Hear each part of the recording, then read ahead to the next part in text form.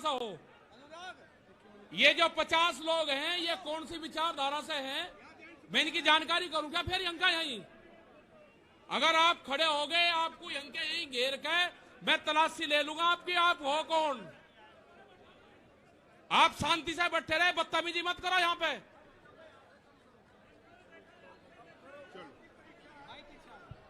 बहुत धन्यवाद टिकैत साहब। ऐसा नहीं कि हम आप सभी से नाराज हैं। आप हमारा हिस्सा है, हमारे भाई हैं, हमारी बहनें हैं। मैं कल आ रहा था पंजाब से, जिस तरह से रास्ते में आपने लंगर लगाए, जिस तरह से आप हमें इज्जत दे रहे थे, उसके लिए मेरे पास शब्द नहीं आपका धन्यवाद करने के लिए।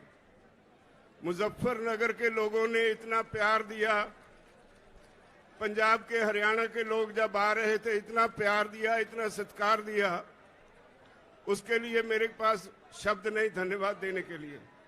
लेकिन ये छोटी सी घटना हुई, मैंने उस पे गिला किया। बात आप सब की है। आप सब यहां क्यों बैठे हैं ये समझना होगा।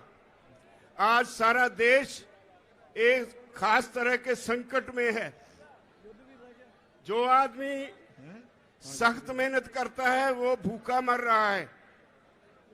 जो आदमी एसी में बैठा है, जो आदमी एक कॉरपोरेट हाउस चलाता है, देश की सारी दौलत उसकी तरफ धक्के से जा रही है। हम सरकार चुनते हैं। हमारे देश का संविधान कहता है government of the people, by the people, for the people. ये बदकिस्मती से हमसे एक गलती हो गई। ये हिंदू मुसलमान का नाम लेकर भाजपा वाले सत्ता में आ गए तो सरकार बन गई government of the people, for the corporate, by the people. लोग चुनते तो हैं सरकार, लेकिन वो सरकार आज लोगों के लिए नहीं होती। हम अपने नुमाइंदे चुनते हैं, वो पार्लियामेंट में जाते हैं, विधानसभा में जाते हैं। उनकी पहली ड्यूटी ये होती है कि वो वहां जाकर ऐसी पॉलिसीज बनवाएं जिससे लोग शांति से अपना जीवन जी सके। ऐसे कानून बनवाएं जिससे लोगों को तरक्की करने में मदद मिले। लेकिन हो क्या रहा है? कुछ कॉरपोरेट हाउसेस, आज देश की हर चीज उनके लिए सेल पे लग गई है। रेलवे बेच दी अडानी को, हवाई अड्डे अडानी को, तेल का बिजनेस अंबानी को, कम्युनिकेशन अंबानी को, एयरपोर्ट अडानी को। एक एक करके देश के असेट्स जो हैं, देश की जो मूल्यवान चीजें हैं, जो देश के लोगों के खून पसीने की कमाई से खड़ी की गई, वो सारी बेची जा रही हैं। तो अब कृषि सेक्टर रह गया था। मोदी सरकार ने इस पे भी कॉर्पोरेट हाउसेस के सामने परोस के रख दिया। सारी दुनिया का फेल हुआ मॉडल हमारे देश के किसानों पे लादने की कोशिश की जा रही है।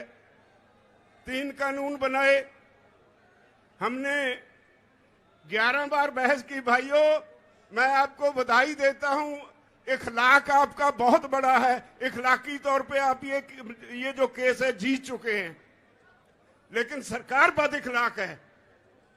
जितने कानून बनाए उन पे एक एक क्लॉज बाय क्लॉज हमने बहस की और उनके पास कोई जवाब नहीं। लेकिन झूठ बोलने में बहुत माहिर हैं और इसी वजह से आज सारा देश इस आंदोलन में कूद पड़ा है। ये नहीं कि आज पंजाब, हरियाणा, उत्तर प्रदेश, राजस्थान या उत्तराखंड ही इसमें योगदान दे रहा है। ये तमिलनाडु वाले भाई ऐसे ही नहीं आए, ये मध्य प्रदेश के भाई और ये दूसरे राज्यों से जो हमारे साथी आए हैं वो यूं ही नहीं आए। उनके प्रांत में भी ये आंदोलन पूरा जोर पकड़ चुका है। और एक बात कहूं, जितना ये आंदोलन जोर पकड़ रहा है उतनी मोदी की, उसकी भाजपा की जड़ें उखड़ रही है।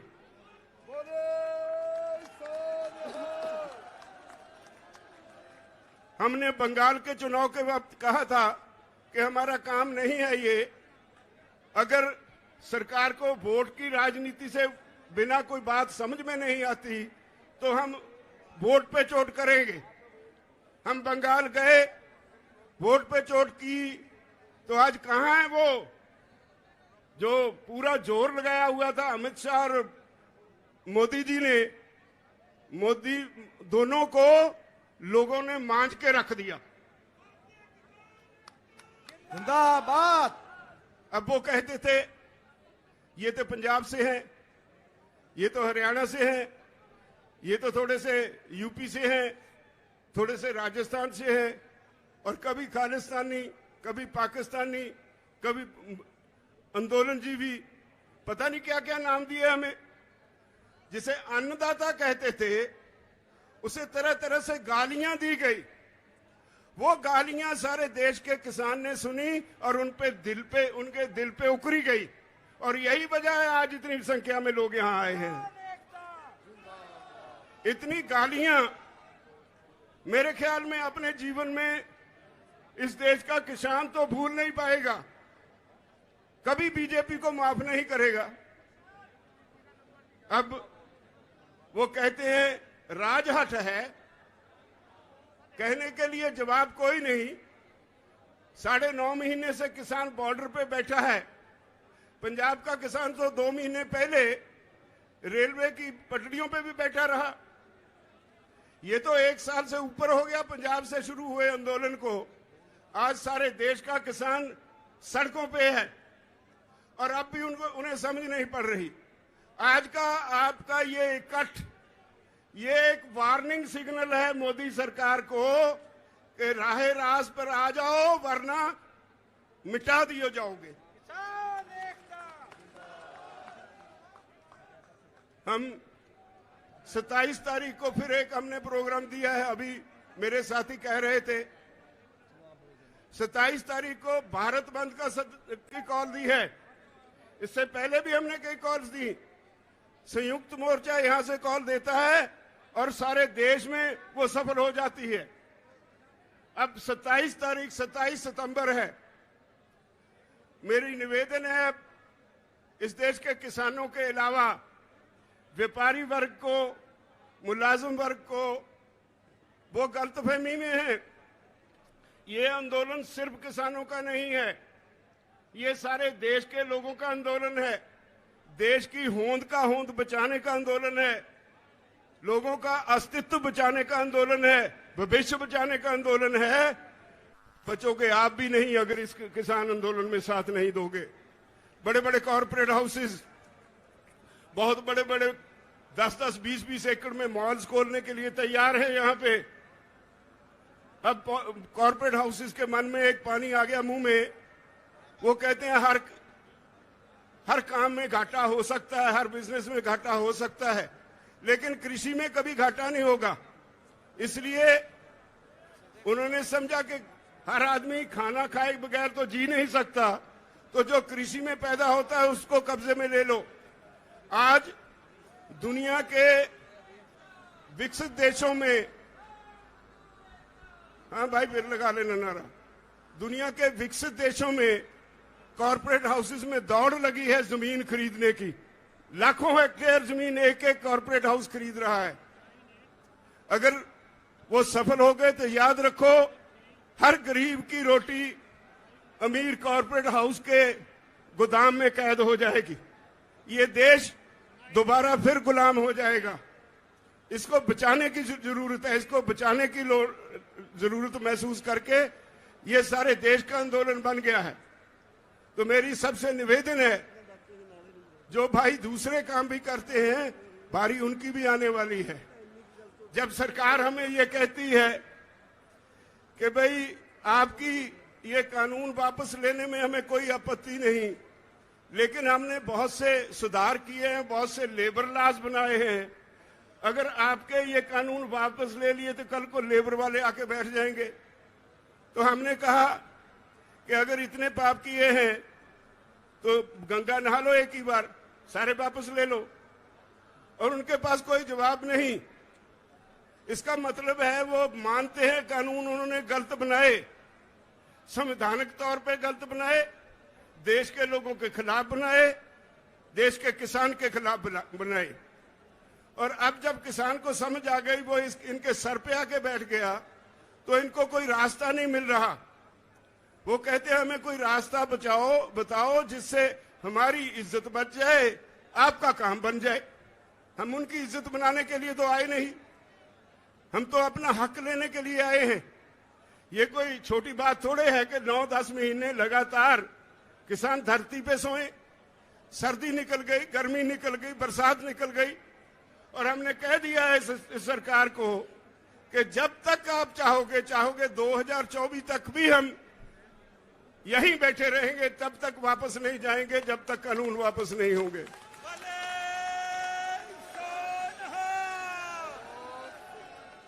मुजफ्फरनगर की ये रैली, भाइयों, आपकी आज की ये रैली सारी दुनिया इसको देख रही है। पिछले हफ्ते अमेरिका में वहां के गोरे किसानों ने आपके हक में एक बहुत जबरदस्त मुजाहरा किया, और उन्होंने जो मैसेज सोशल मीडिया पे दिया, वो कहते हैं भारत के किसानों हम आपके साथ हैं, भारत के किसानों डरना मत। इन्होंने हमें डरा के कॉरपोरेट्स के चुंगल में फंसा दिया, और आज हमारी हालत ये है कि कॉरपोरेट का नाम सुनते ही हमें कंपकपी छिड़ जाती है। मत डरना इनसे, आपके साथ सारी दुनिया के लोग हैं। हाउस ऑफ कॉमन्स में 2 बार बहस हो चुकी है आपके इन कानूनों के ऊपर। ऑस्ट्रेलिया में, न्यूजीलैंड में, कनाडा में, हर देश की पार्लियामेंट पे चर्चा हो गई। विदेशों में सरकार की खिल्ली उड़ रही है। तो आपके आज के इस रैली ने एक चेतावनी दी है, मैं समझता हूं, मोदी सरकार को और भाजपाइयों को। या तो वो राय रास पे आ जाएं, वरना अब इस आंदोलन को आप रोक नहीं पाओगे। ये घर घर चला गया। पंजाब और हरियाणा में तो स्थिति आज ये है कि कोई भी पॉलिटिकल पार्टी जाती है पंजाब में किसी गांव में, लोग उनके लीडरों को घेर लेते हैं, नहीं घुसने देते। हरियाणा में भाजपा की बोलती बंद कर दी किसानों ने। उसके चीफ मिनिस्टर को भी वो नीचे नहीं उतारने देते हेलीकॉप्टर। इन्होंने करनाल में इतनी बुरी तरह से निहत्थे किसानों को पीटा, जिसमें एक भाई हमारा शहीद भी हो गया। और हमने 6 तारीख तक वार्निंग दे रखी है हरियाणा की सरकार को कि या तो उस ऑफिसर के खिलाफ जिसने सर फोड़ने की हदायत की पुलिस को, या तो उसके खिलाफ 302 का मुकदमा दर्ज करो, नहीं तो फिर 6 तारीख को आपकी सेक्रेटेरिएट को घेर लेंगे। 6 तारीख को हरियाणा का किसान बड़ी संख्या में करनाल में इकट्ठा हो रहा है। हमारा वो भाई जो हमारे लिए बहुत कीमती साथी था, जो बहुत देर से आंदोलन में काम कर रहा था, वो आम गरीब किसान के परिवार से था। उसके पीछे उसकी जिम्मेदारियां रह गई। वो हम सब लोगों की जिम्मेदारी है कि हम उसकी, हमारे दिवंगत साथी की आत्मा की शांति के लिए प्रार्थना करें। और ये 6 मुझसे गलती से कहा गया, 7 तारीख को करनाल में इकट्ठ रखा गया है। अगर सरकार उस ऑफिसर के खिलाफ 302 का मुकदमा दर्ज नहीं करेगी, तो हरियाणा के किसान इकट्ठे होके वहां सिविल सेक्रेटेरिएट को घेराव कर लेंगे, नहीं छोड़ेंगे उसको। और वो कंस्टिट्यूएंसी मुख्यमंत्री खट्टर की कंस्टिट्यूएंसी है। यूं ही नहीं उसने पुलिस को ऐसी हदायतें दी। हर सीएम अपने हलके में अपनी चॉइस के ऑफिसर रिक्रूट करता है। अगर वो आज जो ऑफिसर है, पता चला है वो आरएसएस के एक कार्यकर्ता का भतीजा है, अगर उसे ताकत इतनी चढ़ी है तो देख लेंगे, हम भी तैयार हैं फेस करने को। अब तो पंजाब में भी शुरू हो गया। मोगा पे किसानों पे लाठियां चली, माछीवाड़ा पे वो कुछ कर नहीं पाए, सुखबीर बादल रास्ता छोड़ के किसी और रास्ते से भाग गए, लेकिन एक झूठी एफआईआर वहां भी हमारे वर्कर्स पे उन्होंने दर्ज कर ली। तो हम इन बातों से डरने वाले नहीं हैं। लड़ाई बहुत अहम है, लड़ाई हमारे भविष्य की है, हमारे बच्चों की है। इसलिए मैं आप सभी से निवेदन करता हूं, जिस तरह से आप आज संयुक्त किसान मोर्चा की कॉल पे मुजफ्फरनगर में बड़ी संख्या में आए हैं। मुझे पता है सरकार ने रेल्स बंद कर दी, नेट बंद कर दिया, लेकिन पता नहीं कितनी कितनी दूर मुजफ्फरनगर